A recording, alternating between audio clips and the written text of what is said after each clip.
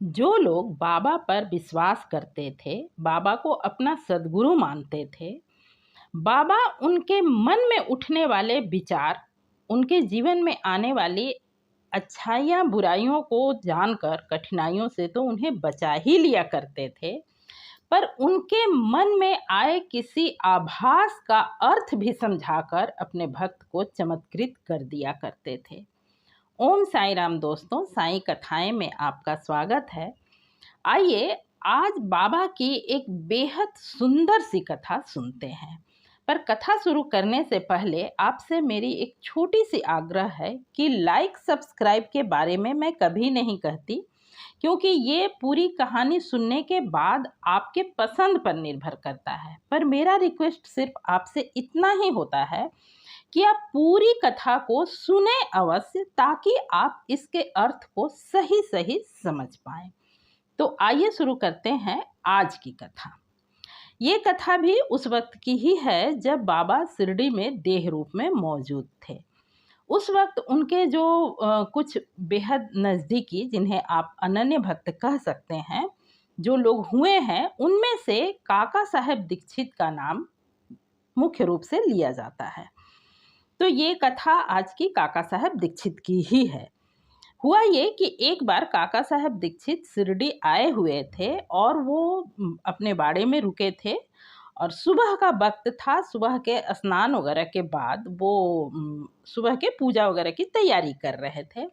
उसी वक्त अचानक उनके आभास में, यानी ना तो स्वप्न ना तो मतलब पूरी तरह जागृत अवस्था, आभास में उनके एक किसी ईश्वर, किसी भगवान की एक सुंदर सी छवि का उन्हें मतलब साक्षात्कार हुआ कहिए।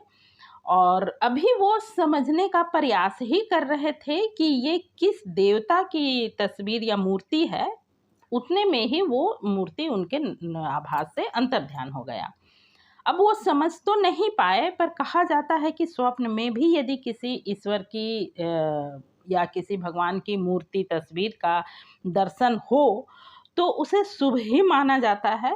तो दीक्षित साहब भी उसे शुभ संकेत ही मान रहे थे और अपनी पूजा पाठ समाप्त करने के बाद दिनचर्या के अनुसार लोग बाबा के पास जो वहाँ रहते थे तो जाते ही थे। तो दोपहर के वक्त काका साहेब द्वारका माई आए।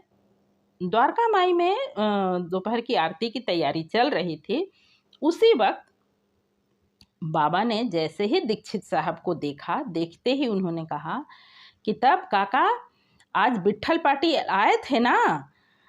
विट्ठल पाटिल बहुत ही चंचल हैं, उन्हें सावधानी पूर्वक सहेज कर रखो।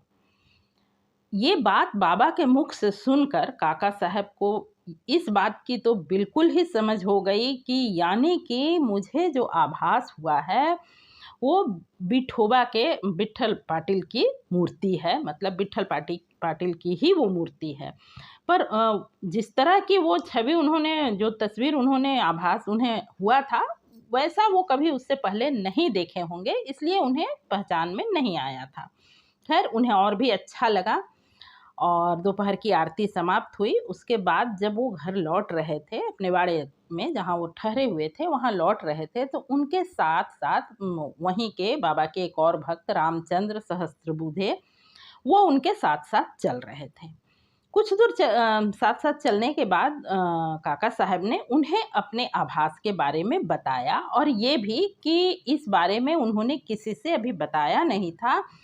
पर बाबा ने उनसे ये कहा, यानी कि वो जो छवि मैंने देखा है वो भगवान विठोबा का ही है। दोनों इस बात पर सहमत हुए कि बिल्कुल वो विठोबा का ही छवि रहा होगा, तभी बाबा ने ये बात कही है।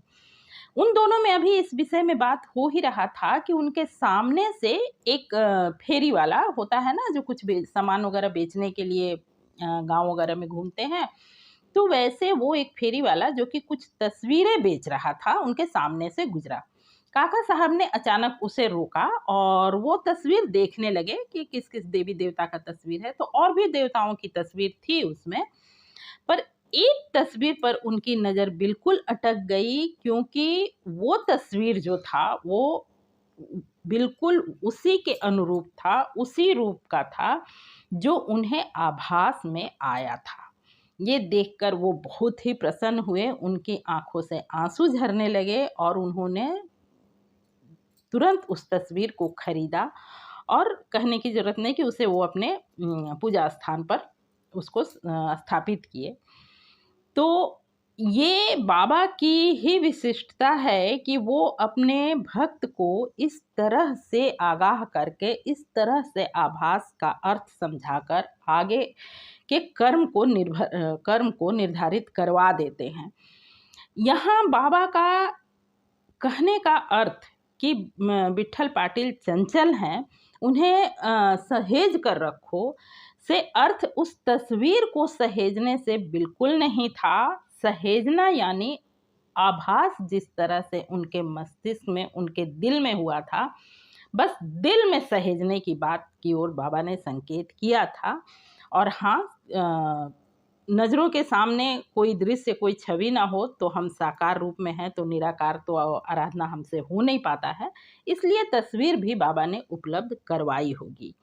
ये है बाबा की कृपा, और बाबा की ऐसी ही कृपा आज भी हम भक्तों पर है और हो, इसी उम्मीद और इसी प्रार्थना के साथ आज के लिए बस इतना ही। मिलती हूँ फिर से किसी ऐसी ही अच्छी, सच्ची और जानकारीपूर्ण कहानी के साथ। तब तक के लिए ओम साई राम, नमस्कार। आपको यदि ये वीडियो पसंद आया हो या ऐसी ही अच्छी, सच्ची और जानकारीपूर्ण कहानी सुनना आप पसंद करते हो तो इस चैनल को सब्सक्राइब करना बिल्कुल ना भूलें। आपने पूरी कहानी सुनी है, इसके लिए आपका तहे दिल से धन्यवाद।